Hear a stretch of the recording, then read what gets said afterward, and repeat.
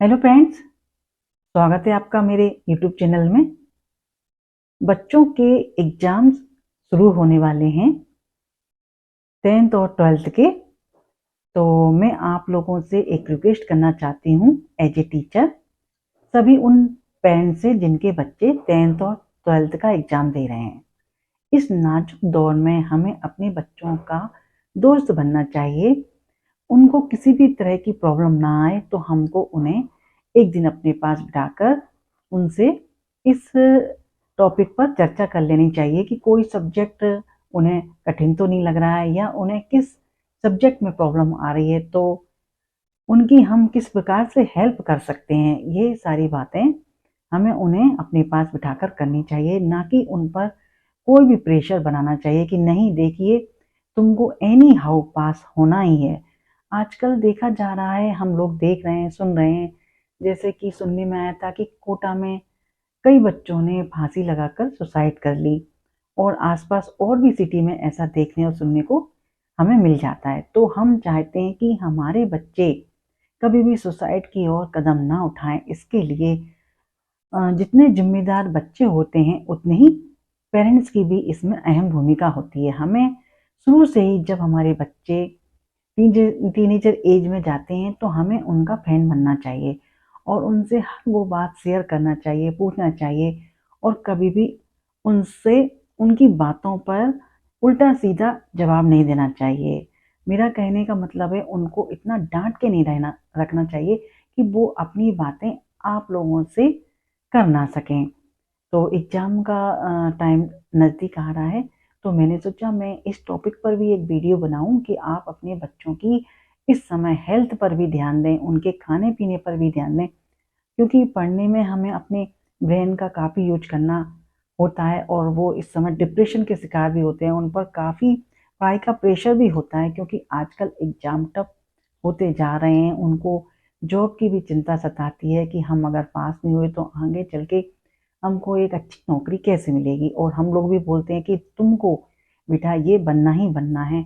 तो हम अपनी लालसा, अपनी इच्छा उन पर थोपते चले आ रहे हैं शुरू से ही, जबकि ऐसा बिल्कुल नहीं करना चाहिए। बच्चे को जिस भी सब्जेक्ट में या जिस भी गेम में इंटरेस्ट हो, जिस भी फील्ड में इंटरेस्ट हो, आजकल तो जो नई शिक्षा नीति आई है उसमें भी यह बताया गया है कि बच्चों को उनकी इच्छा के अनुसार स्टडी करने की छूट देनी चाहिए। और गवर्नमेंट हमारी इस बारे में काफ़ी प्रयास कर रही है और उसने इतनी अच्छी शिक्षा नीति लागू की है 2020 में कि जिसका हम तहे दिल से स्वागत करते हैं।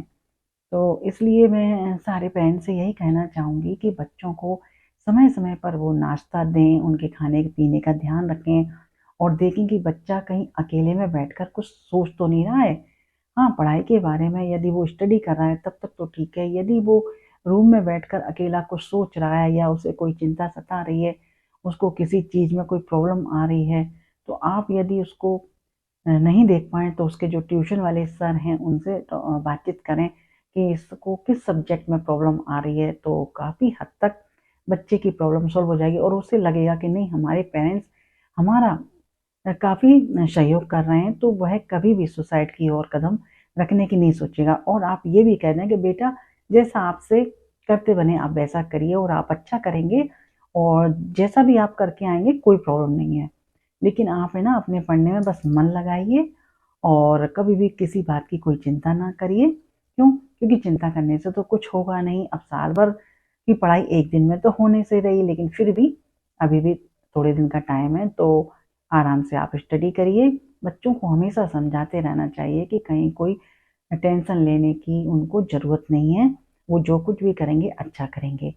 तो मेरी उन सभी पेरेंट्स से यही गुजारिश है जिनके बच्चे इस समय एग्ज़ाम दे रहे हैं कि उनको अच्छी तरह से आप गाइड करें, क्योंकि टीचर के बाद एक पेरेंट्स की ही ड्यूटी बनती है और पेरेंट्स ही ये कर सकते हैं अपने बच्चे को अच्छी तरह से गाइड, जिससे कि वो पास तो होंगे ही, उनको एक सपोर्ट भी मिलेगा। पेरेंट्स का सपोर्ट आप लोग जानते हैं कितना होता है। तो आई होप आज के वीडियो में आप लोग समझ गए होंगे कि हमें अपने बच्चे को कैसे डील करना है जिससे कि उसको पढ़ाई करने में कोई प्रॉब्लम ना आए। उसको टाइम टाइम पर आप जूस है, अच्छी-अच्छी ड्राई फ्रूट्स है, अच्छी डाइट, जिससे कि उसको कभी किसी प्रकार की कोई चिंता नहीं लगे। उसे लगेगा कि मेरे पेरेंट्स मेरे ऊपर कितना ध्यान दे रहे हैं, तो मुझे भी उनकी उम्मीद पर खरा उतरना चाहिए। लेकिन यदि आप बीच-बीच में उसे फटकार लगाएँगे, बार-बार डाँटेंगे, "अरे! साल भर तो पढ़ाई नहीं की, अब तुम पढ़ने बैठ गए।" तो वो पढ़ने की बजाय और डिप्रेशन में चले जाते हैं। इसलिए जैसा उन्होंने किया, उनको अब इस टाइम, क्योंकि एग्ज़ाम का टाइम बिल्कुल नज़दीक है, 5 और 6 से एग्ज़ाम शुरू हो रहे हैं, 5 फरवरी और 6 फरवरी से, तो अब डाँटने से तो कुछ होगा नहीं। जैसा उन्होंने किया है, अब वो वैसा ही लिख के आएँगे। बस आप उनको मोरल सपोर्ट करिए। फिर देखिए आपके बच्चे सुसाइड की ओर कदम रखने की सोच भी नहीं सकते हैं, और उनको समय-समय पर आप समझाते भी रहिए कि बच्चों, सुसाइड करने से कोई प्रॉब्लम सॉल्व नहीं होती है। आप लोग जैसा कर रहे हैं अपने फ्यूचर को देखकर कर रहे हैं, और मुझे भरोसा है कि आप अच्छा ही करेंगे। आई होप सारे पेरेंट्स इस बात को समझ गए होंगे कि मैं क्या कहना चाहती हूँ। तो आप लोग अपने बच्चे पर विशेष रूप से ध्यान रखिए, और मिलती हूँ आप लोगों से नेक्स्ट वीडियो में। मैं आप लोगों को ऐसे ही अच्छे-अच्छे वीडियो देती रहूँगी, जिससे कि आप लोगों का मनोबल बढ़े और आप अपने बच्चों पर ध्यान दें। मिलती हूँ नेक्स्ट वीडियो में, तब तक आप लोग अपना ध्यान रखिए।